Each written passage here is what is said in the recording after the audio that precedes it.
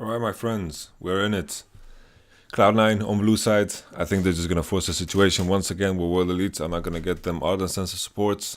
I think World Elite just have to try to spin it off by not banning Janna and just try to get a good trade-off here. I think a big issue has been that C9 always get the power picks, and World Elite are looking a lot weaker in the meta game where Janna and Lulu's out, because that seems to be the strength of World Elite, where they have the Xayah, etc. And I think C9 are very happy with the situation. They're banning the Kate, and they're just going to look for the first pick Tristana, and I like what I see. I like C9's blue side draft. The last time around, they do something very similar. Tristana banned this time around, and now they can just go for the first pick Jarvan and be happy with it. World Elite are going to respond with the Kog'Maw, and then the question is, what will C9 respond then? Okay. Alright, now this is interesting, because this puts the situation on World Elite where they have to kind of pick Jarvan Rakan. Man, I've forgotten about Xayah completely. Xayah has been banned a lot on red side, and Xayah gets through here, and World Elite are kind of forced now to pick Rakan away, and hopefully they also take Jarvan away. World Elite have had higher priority on Sejuani, so that wouldn't be surprising if they take away, but World Elite now, with that draft, they lock in Sejuani, and C9 go for the Taric. Okay, Taric is a good disengage tool here against, or not disengage, but the survivability tool. It's not necessarily disengage, you just stay in the mix and you survive the initial engage. It's if you time it properly and you play an amazing Taric, then you can deny a lot of Rakan's power. World Elite now with the Kog'Maw Rakan lane is going to be very different and very strange in my opinion. I think C9's bot lane should be stronger, and I feel like Kog'Maw and Rakan don't really match well together, because Rakan wants to all in and Kog'Maw wants to do more short trades, and it's going to be an awkward bot lane here for World Elite. They definitely scale well, but I think C9's bot lane is going to have an advantage, and Team World Elite have had their strength. Their strength has been to rely on their bot lane, and that's a Singe ban right there. Crazy stuff. Crazy stuff. Man, I fucked up my tweet big time. I wanted to tweet out, that C9 want to pick blue side, but I accidentally wrote red side, and it was embarrassing. It was embarrassing. Obviously, C9 should they are second seed, so they pick game and they pick side in 2 and 4. Pick blue side, and World Elite are forced into a meta that is not the greatest. Rumble banned. I like the Rumble ban here. Water Revolution is going to be the next ban. Jace it is. Shia does play Lucian if that is going to be the case, but with Jarvan in the jungle, I don't think it's necessary. They're not going to have enough AP damage. Like with Rumble, it would be okay, but right now they don't. Shen is out, and Singe is also out, and the last counter pick Impact has against this, I guess Impact could play Trundle. He could play Trundle. He could also play Gnar into this. We saw Suaz performing amazingly on Gnar, and maybe it's that veteran status you need. Impact winning worlds back in his days. Orianna blind. Works for me.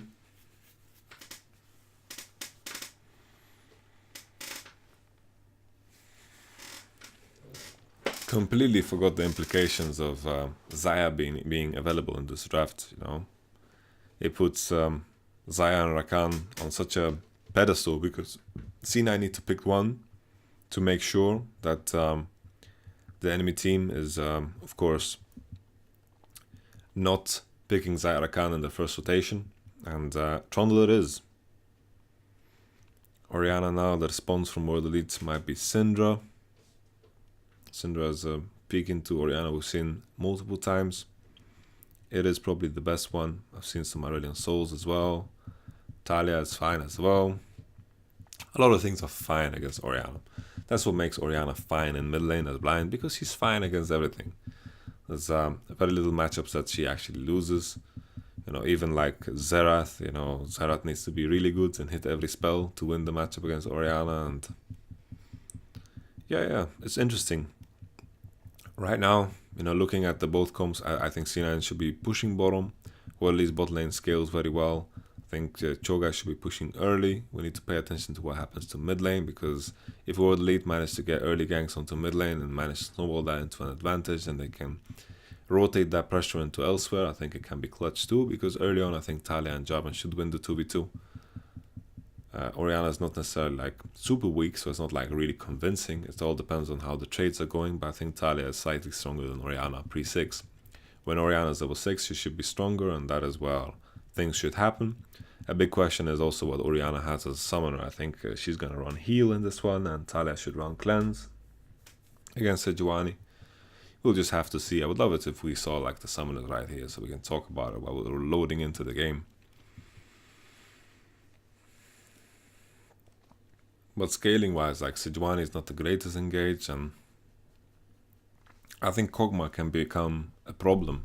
But Orianna scales fantastically, and Orianna can deal with Kog'Maw in a lot of cases. But there's not necessarily any like ball delivery system, but she can control a lot of space that Kog'Maw wants to walk into.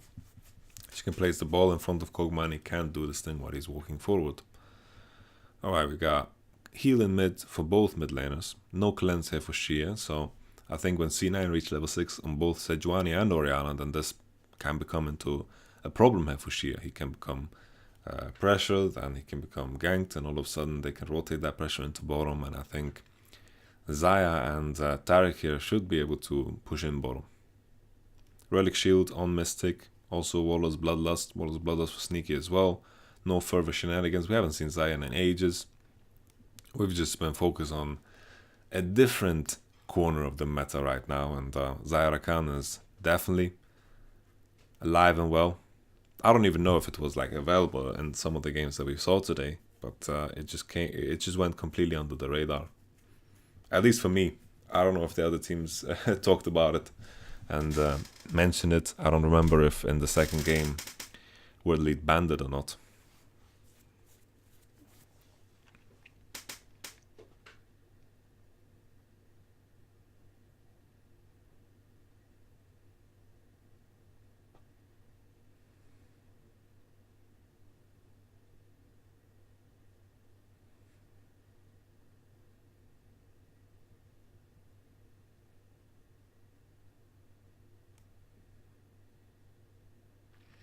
But I think for C9's benefit, it's very good that they put themselves in a scenario where both teams are not playing Lulu and Janna. I think that's where Mystic shines the best, when he has Janna on his team, and Ben is a fantastic Janna. His Lulu was not that great, but that was only based of a play that we saw, like in bottom, that all-in situation. Mystic with his first Worlds performance against Sneaky with his, I think Sneaky is on his 4th maybe. I might be wrong. C9 at Worlds has been 4 times. It was the Fly High Mimios, and then it was the Miracle Run, then it was last year, and then it was this year. I think it was 4. I might be wrong. Ask Thorin, the esports historian. Level 2 first for Sneaky in the bot lane. Heal is being used for Ben. That's a flash from 957. Why is he walking back? Why is he walking back? He's baiting. He's baiting for Condi. Condi's walking in here, but yeah, Impact maybe is the target. Condi has no, like, 957 doesn't have any spells to follow up here. But crazy how 957 was walking back. He doesn't have a health potion, and Impact's going to reach him back on the wave. Cho'Gath's not going to be able to. Condi is making the play now to chase Contracts into his own jungle, because he knows Contracts is just level 2. Good trade by C9 here. Smoothie dodges the Rakan W by walking forward. Talia is already bottom though. Talia with the early roam is not going to pay off, and Orianna's super happy right now. Super happy. Orianna's going to push in this for free, and Talia is going to be able to miss some CS here, and Orianna's going to get a free base. Free base alert. That is the group of future free bands. I was recently on a future concert, and it was pretty on fire. You know, it was pretty lit. Interesting how the dynamic here changed. Like Contracts managed to secure his own Gromp and Condi walked away. Not too sure if Condi should have given up. Like I think Condi maybe should have fought there, but the problem is that Trundle could potentially chase him down, and Contract still has double buffs, and he could red buff him, and you know it could be dangerous if he commits there. Like it's not like just because Contract is one level behind that he's so much weaker, especially because Trundle had priority from top. 957 was ganked before, and he was low on HP. Contracts try to do the reverse thing now and go on Condi's camps here, and let's see now who gets it. Oh, Condi gets it in the end. You could say Contracts was just contracted to help him with the golems. Ha ha ha.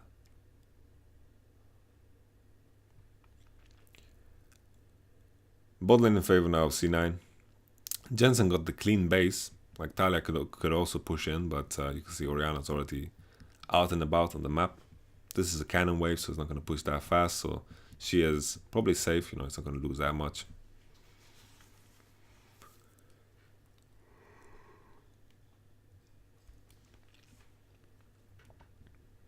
She had just got traded on though. Thunderlord proc from Jensen. I would love to see the cooldowns of the keystones to the left if it was possible. But I think this is something that they just add in the graphic, because this is something that, well, to be honest, maybe it's in Spectate Client. I can't remember anymore.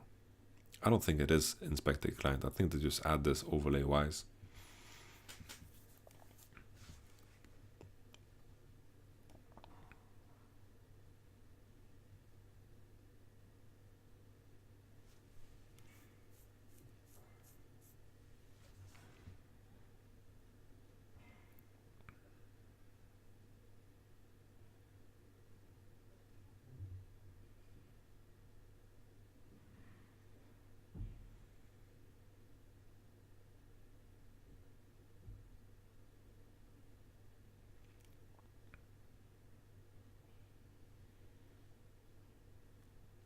They've gone through all Kog'Maw's potions, so this Doran Shield is gonna do work now. I think C9 want to pretty much maintain this lane phase, and then hopefully set up a scenario where they can dive through mid lane into bottom. Jensen has a 10 CS lead, and Contracts is just starting up. The Ocean Drake, like Ocean Drake is freaking OP, man. If you manage to secure this early on in lane phase, you know, it's amazing. And C9 now with the push down bottom and push down mid is definitely a possibility here. Let's see if Shia is gonna ult, but at this point in the game, he's like, oh, well, Orianna based to get that blue book of mana, and that's about it. And then they're like, oh, they did Drake. Shit, man. Okay. Not like we could have done anything about it, because they couldn't. Good base here from Xayah, also recognizing that opportunity. Orianna goes back at the mid lane to catch the wave. Let's see now if Impact is going to be in trouble. She is eating fruits in the lane here, and then the wall comes in. Impact is walled off. Impact flashes in to a Jarvan, gets bounced around like a bouncy ball. This Trundle skin looks like something from like Draktul or something in World of Warcraft, the blue trolls. I think maybe Blizzard should copyright that. Kog'Maw is now going into base. Big wave now stacking in for Sneaky. This Ocean Drake is gonna do a lot of work. You know, this is crazy. You know, mana issues and HP issues. Ocean Drake is there to help you, man. So this is what happens, you know, like World Elite get an opportunity to do this gank because Orianna was helping at the Dragon. Shia only had this opportunity because otherwise Orianna had pressure the entire time. So this is kind of a comeback play for World Elite where they can manage to pick up a kill in a situation where I really don't think they should. Like, this should be easily communicated. Impact TP'd back to lane, and he doesn't need to take that risk because this is really the only opportunity I feel Jensen would give him to roam, because he had a lot of control over the lane, and after that, you know, he would get pressure back up, and you know, Xia just seized the opportunity of Orianna not being there. Like, Xia got priority once and used it to gank top. While this gank was going on top side, Contracts was invading bottom. Let's see now, together with this blue, Jensen can get priority on the next wave. Jia is basing already, maybe they can set up a dive in bottom. No TPs on both top laners. Kondi's level 6 though, so he could fight Contracts here. Contracts no pass because he got hit by Gromp. This is a lot of good damage though. Oh no, Ben ints it, but doesn't matter because Contracts is dead. So an interesting thing here, how Contracts is going for enemy Gromp, and the big issue here for him is he gets it, sure, but his bot lane is pushing the wave right now, and they can't be here earlier than right now. And Orianna's basing, so there was no plan for C9 to make any play here. I think it's rightfully so. Like, Orianna needs to base and get some items. She has social shoes and a lot of money. Like, she had around 2k gold right there that she just straight up bought items for. I think at 1.7k would be more accurate because she already had boots. I was talking about how they could set up a play down bottom, but I was wrong. Like, it's not a possibility. Like, Conti was level 6 and Talia can come back to lane quite fast, and it was just risky. Rakan with no ultimate and no flash though. Kind of useless what he did. Like, his play here. Could see that Contracts ended up being pretty low. Q happens. And then the flash with the plant. A little bit too late. I think he could have queued and flashed away, and it could have been fine if he just flashed towards river almost instantly without getting EQ'd by Jarvan. I think then it would looked a bit different, but then Jarvan would EQ after an ultimate, he would be stuck in that ult, and maybe he would have still died. Probably would have still died.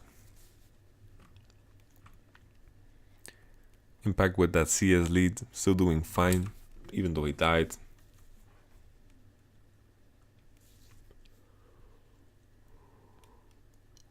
Whoa! The turnaround. Sheer with the flash now.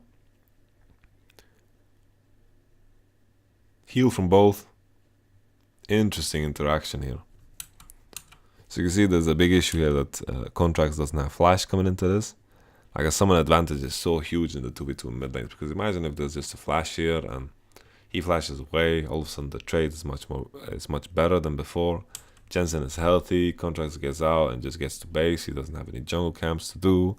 Kondi also gets chunked, and then it's all good, right? But right there, Contracts' lack of flash is what kills him, and this situation that could have been good if he just flashed out turns out to be a lot worse because of the lack of summoners. So when we talk about mid lane and mid lane 2v2, you know, summoners are super important, super important. Contracts burned his while dying, and even though Jensen has priority here and pressures the Talia, doesn't make that much of a difference here.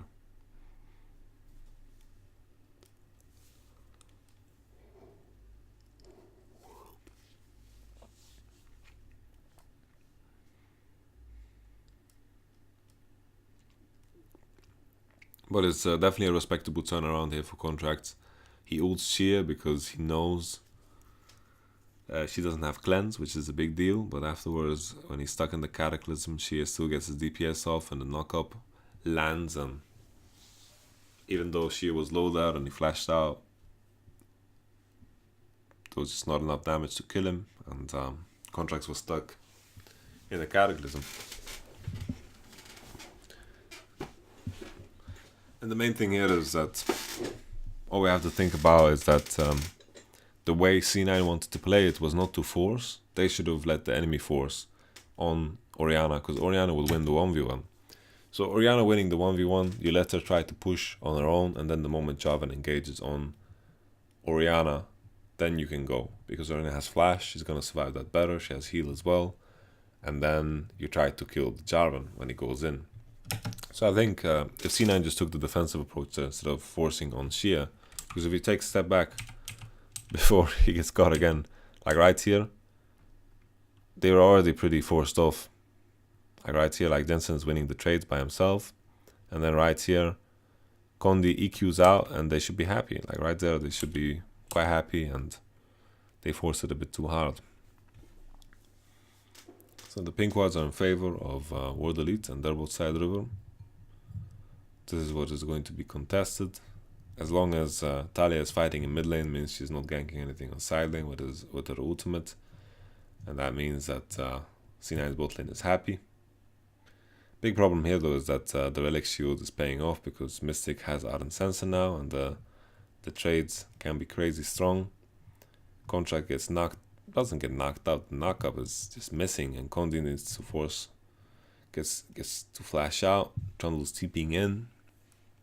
Next Drake is an Infernal Drake, so this is quite a big deal that Impact burns his TP like this. He's gonna walk up top, and Ardent Sensor doing work here. That World Leader doing the Dignitas IEM play. Use your ultimates before Drake spawn and make the enemy low, because the enemy health is an objective. Okay.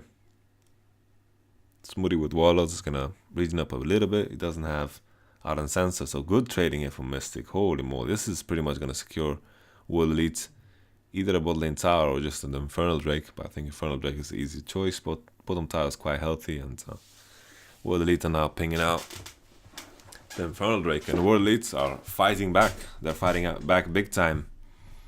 Condi has been very effective on the Jarvan. Contracts has been very ineffective on the Sejuani, and all of a sudden Contracts is looking like a different player. I was suggesting that World Elite deal with the Jarvan head on, and I think if World Elite manage to take this game to a game 5 and they're on blue side, they need to drop the fucking Ezreal ban and just fucking clock it in easily. And just fucking ban the Jarvan. Because who cares about Ezreal? Ezreal is garbage. Ezreal is fucking garbage. Ezreal is useless. Hate Ezreal. Don't play Ezreal unless you just want to have a free lose. Really. Ezreal is, man, not good. Ginsu's Rage Blade, C9 here have a bit of time to push into bottom tower, but maybe World Elite are just giving up because they know they can't defend it in time. C9 checking the bush, but bottom tower should fall here, and World Elite are looking for the trade up top. C9 had the push down bottom for most of the game and managed to push in the third. Understandable, because YamatoCannon is not the strongest lane, but right now, when the Ardent Sense is popping off and Mystic will get his Ginsu's Rage Blade, all of a sudden it's going to change a lot. Ardent Sense synergizes very well with Ginsu's and synergizes well with everything that Kog'Maw has to offer here. I don't think Xayah and Taric will be here in time. They're hitting the turret already, and I think Xayah and Taric's approach here to try to defend this is kind of lame. I think if anything, Xayah and Taric should be walking towards mid lane now, and they should try to force something, but it looks like Jensen just wants to base for his Morello. But I think with this base for Morello, it looks like Talia is doing the same.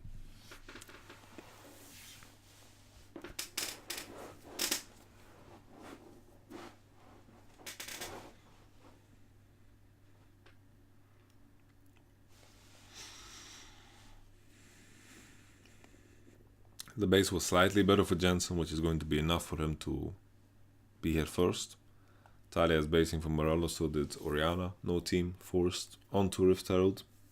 Wasn't really in position to do so. It would be too close.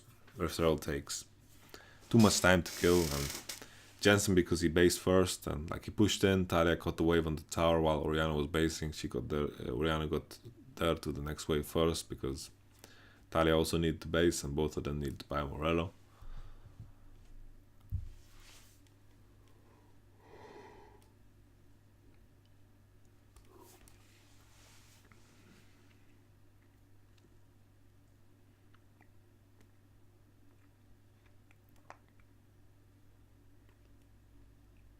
Trundle almost at Ravenous Hydra. It's going to begin to win split. Main thing here is the interaction between the bot lanes. I feel like World Elite's bot lane is going to be way stronger now, and Talia is going to have an easier time supporting that. Even if C9 get priority now through mid lane, Talia can always support fights with her ultimate. World Elite, they walk into this with Choga, and the feast might come in. Oh, the feast doesn't come in. Flash too soon. Talia wall is blocking the path for Sneaky, unless I don't think it would have mattered anyway.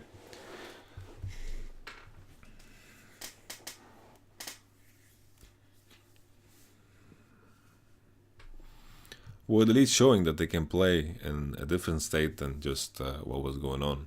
But I think Contract's performance on this Sejuani has been very bad. Very bad indeed. And Trundle died to a gank that shouldn't have happened. And Kondi is showing that Javan is OP. Jovan is OP. 100% kill participation.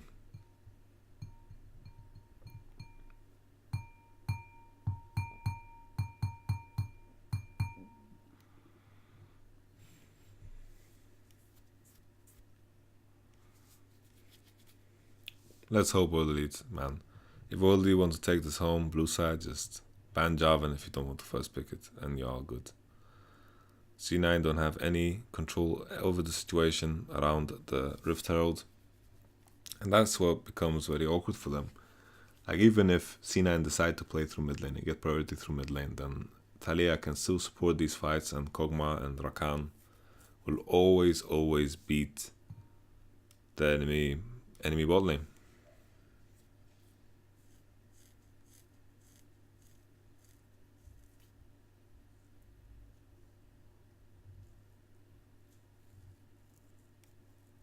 Boom! Okay. Let's take a step back and take a look at what happened. Kondi gets Orianna ulted. Clean by Jensen. Kondi has flash, could have flashed away. Ben tries to counter engage. But let's take a look at the lane positioning of everything here. Alright, so what happened was Xayah and Taric went top while Kog'Maw and Rakan were basing. Rakan went straight to mid and Kog'Maw went top to catch the wave. Xayah Rakan rotated into mid lane. Kog'Maw's out of position. Kog'Maw could be moving right now, but instead World Elite are trying to defend as 3 against 4. Doesn't work out. Kondi could have flashed Orianna ultimate and then he would have been safe. They defend the mid tower for now. 957 is dead too. Trundle's gonna try to pressure bottom. Kind of strange what Mystic did. Like, he's pushing top and then he's not pushing top and then he's walking towards mid lane, and he's just being very indecisive here. And I think he could have just been more decisive in his decision here.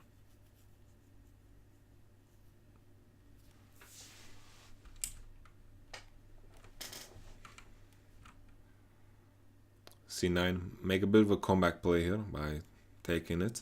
Jensen needs to flash. Ben as well. That's definitely worth it. Whoa! Whoa! Mystic Kog'Maw. Showing the world why it's OP, this champ. Crazy stuff. Crazy stuff. Flashes in.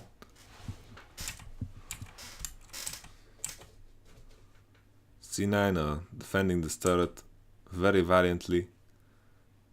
Jensen is forced to flash, and then Contract's very weak at this point in time, is getting mangled by the fat Kog'Maw.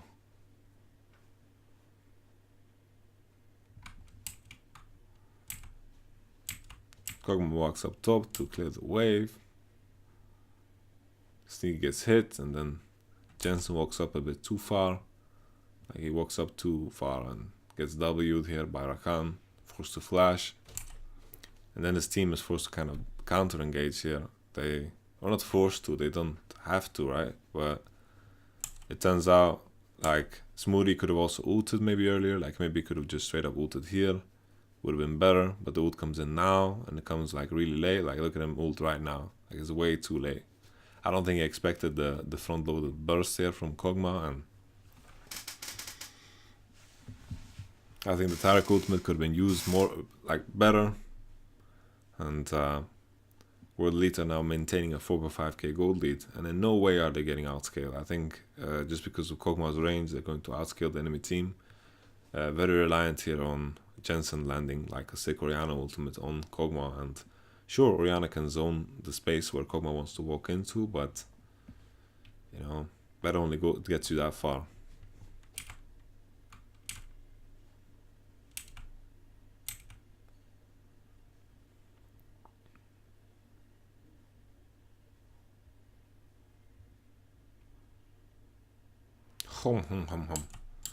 Let's take a step back and take a look at this.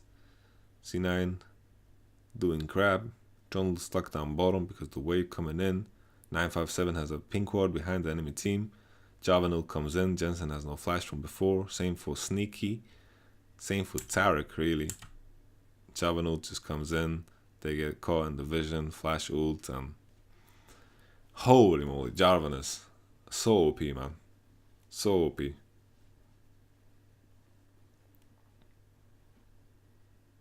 And that's a Baron for World Elite. This looks like it's going to be a quick one. World Elite are quite, like, they are stomping this game quite hard, I would say. And C9, because they have no summoners from before, and I don't even think they had Tarek ultimate ready, because Tarek ultimate doesn't get used. Well, according to this bar, he does have ultimate. He just doesn't use it. Like, he could have used it right away, right? And maybe they could have survived longer. I don't think it would have mattered. Maybe Sneaky would have lived then, but I don't know. Looks like game over to me. I think the first initial plays, like the fight in mid lane, and then like the deaths of contracts delayed the play into bottom for C9. But the fact that World Elite picked Talia here last made it a bit more problematic for them to make a dive into bottom. I think the Talia pick was phenomenal. It definitely fit into this, and I really like it. The main thing here for C9 is, you know, they had pressure bottom until World Elite got the Relic Shield and the Ardent Sensor. Like, Relic Shield gave them earlier Ardent Sensor, and World Elite didn't really have a disadvantage. Also, like, I think Rakan secured an assist onto the Sejuani death that happened in the jungle. Impact is forced to flash away after the ultimate. World Elite just making use of the Baron to push turrets. But I'm trying to just assess what happened.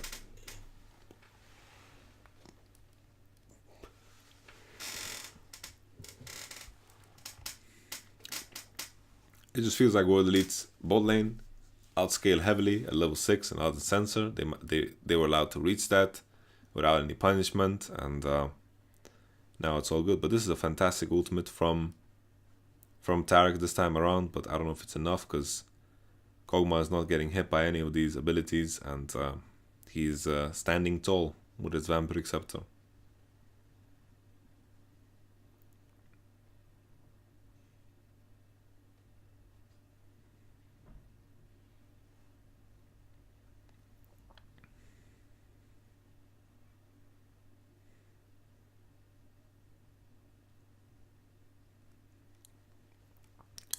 Contracts definitely looks like a different player on the Sejuani when he's not allowed to do his invades and playing his game, where Kondi kept on even footing with him and then eventually turned out being ahead.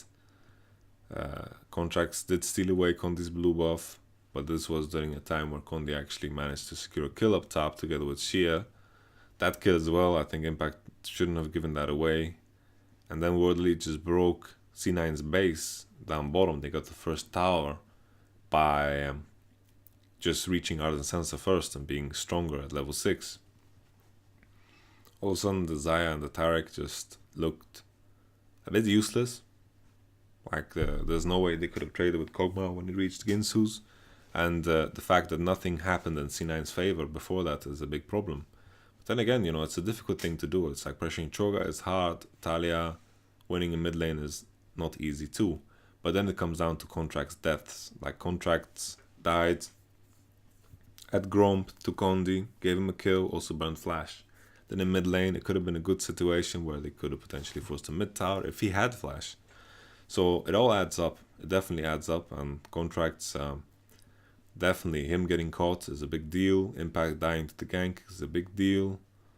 And what else happened this game? Yeah, like World Elite not getting punished down bottom. You could blame their bot lane, but I think we have to blame C9 as a whole. And then draft-wise, you know, you need to ask yourself if Xayah Tarek is just a powerful, strong lane at all. Maybe you have to play like Twitch against Kog'Maw, and like the situation where Xayah and Rakan are both in, it just becomes awkward because Xayah doesn't seem that strong as a standalone AD. But this is a fight that's going in C9's favor. I need to take a step back and just look at what's happening because I was thinking about Xayah. Alright. Ultimate lands. Change CC on Mystic, and then Mystic gets Orianna ultimate. Look at this Orianna ultimate. It's freaking massive. Boom. It hits Kog'Maw. It's not massive, it only hits Kog'Maw, but that's a target that needs to die. So Contract does a good job here of CCing down. You can see Mystic gets CC'd, he gets stunned up, and Mystic... Not sure about Mystic summoners here, I don't know why he's not using them. Mystic is putting a double lift, not using flash, not using barrier. Not sure what's going on here. Kondi gets a good ultimate and...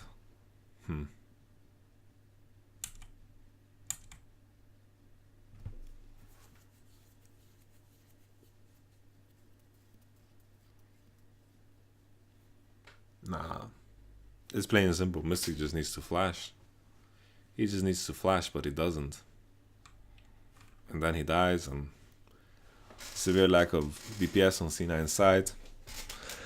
Gives them some breathing room. Maybe they can pick up a Mountain Drake.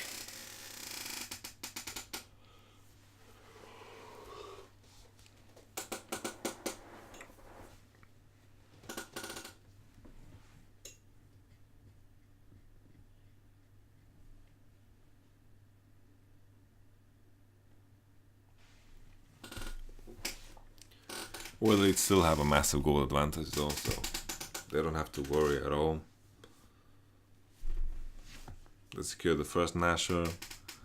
They secure that team fight in mid lane. Like, they managed to defend the turret for 4v3, and Kog'Maw just looks so ridiculously OP in the mid game. Like, with the Ginsus, it just does so much damage. It's crazy how much it does, and there's so many scenarios where, like, wow, this champion is ridiculous. Is what goes through my mind. Like, thinking about it, Kog'Maw and his impact in this game was, he got pushed in, then he reached Ardent Sensor, did a massive trade onto Sneaky, forced him to run away, they got bottom tower. Then top side, he already had enough money to buy Ginsus, got Ginsus, and all of a sudden, like, Taric and Xayah can't do anything against Kog'Maw anymore. They secured the top tower after that, and eventually there was Rift Herald, Sneaky, and Taric. Like, Xayah and Taric got caught up top side, Talia ulted, and then they got 2 kills.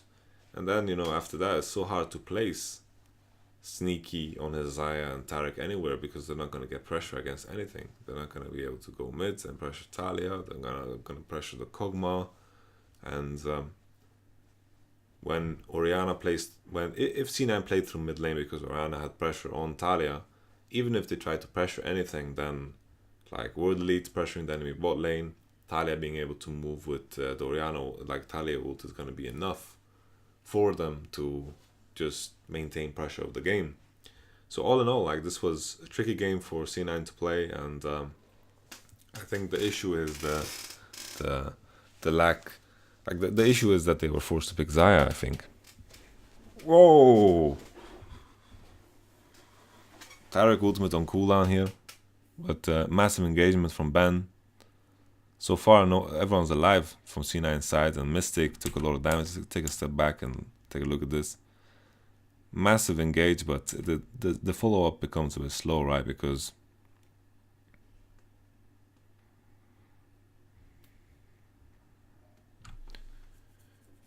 I think it was just a bit too deep. Like, consider, like, World Elite are in Baron Pit. They need to wait a little bit longer, I think. Wait a little bit longer, make C9 go a bit deeper. Because right now fighting in this space is not the greatest. They force Jensen's flash, and Kondi catches him in the Cataclysm, but they're walking into the meat grind that is Xayah. Like, right here, they're walking into the Orianna Bowl, they're walking into the Xayah feathers as well, and it is the best case scenario for C9 here. 1 for 1 so far. Mystic is running, and there's a lot of creeps in the base of Cloud9, but getting this kill, I think, is enough for World Elite not to do Nashor. The Mystic is also quite low on HP, and Maybe World Elite would just start it straight up here. They see sneaky. Oh, well, they're also doing this in a sense. They're securing the bottom inhib because the bottom inhib is taking a lot of damage. The way C9 want to deal with this is they should have sent impact to base and Orianna should just stayed. But bottom inhib. I think this was quite a mistake from C9. They should just based with Trundle and they should have kept Orianna there and it would have been all fine. But impact is trolling about instead.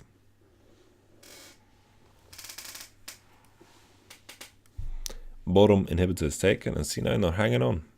This was a bad engage from World Elite because it forced the team to like flash after and commit after very deep, and they had to run into a lot of Xayah feathers and the Orianna ball, and Orianna got a 3-man ultimate. World Elite walling the enemy off. Bottom is pushing. Let's see if C9 are in time. 5k contracts could potentially steal this. There's a feast available. Ben gets one-shotted. Very big deal, but he gets the CC off. Tarek has his ultimate. Ben is not dead yet. Ben is alive. The ult on Jensen. Maybe we'll see a follow-up. There's the follow-up from Talia. Jensen didn't have flash from the fight before, so whenever people use flashes, it's so valuable here for World Elite. The Jarvan ultimate is just too massive. Jensen gets away. Sneaky is very low HP. Maybe he could use Wallace Brothers on the wave and come back with a bit more HP, but Wallace Brothers shouldn't be enough to get him back in good health. And oh, that was crazy dangerous. Crazy dangerous. Okay. Crazy dangerous. You know, there was like this gap where Cho'Gath could feast and Cho'Gath could, you know, and potentially contract could smite. But I think the Baron was at 900, so contracts couldn't smite it. Now the Baron for World Elite should be able to end this game with this one. And we're going to head into game number 5. World Elite most likely going to pick blue side. And I think what World Elite need to look for here is just plain and simple. The Jarvan ban and then Janna first pick. And that's it. I think that's the way in. And then they could also... Like with Janna, I feel they can deal with Tristana, no problem. It's just that the combination of Janna and Tristana on the same team just seems too lethal. I think another approach is to just remove Tristana from the picture. I think they can leave Orianna in there and just ban Tristana, Jarvan. I don't think Orianna is that big of a deal in other cases. Like Jensen is a fantastic Orianna, don't get me wrong, but I don't think that's the biggest issue that they run into. I think the Tristana gives Sneaky a lot of options. And that has been like Sneaky's performance on Tristana was way better than anything else, like on anything else. Root now on Condi.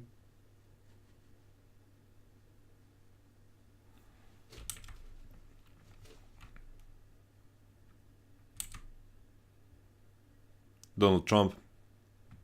Creeps coming in.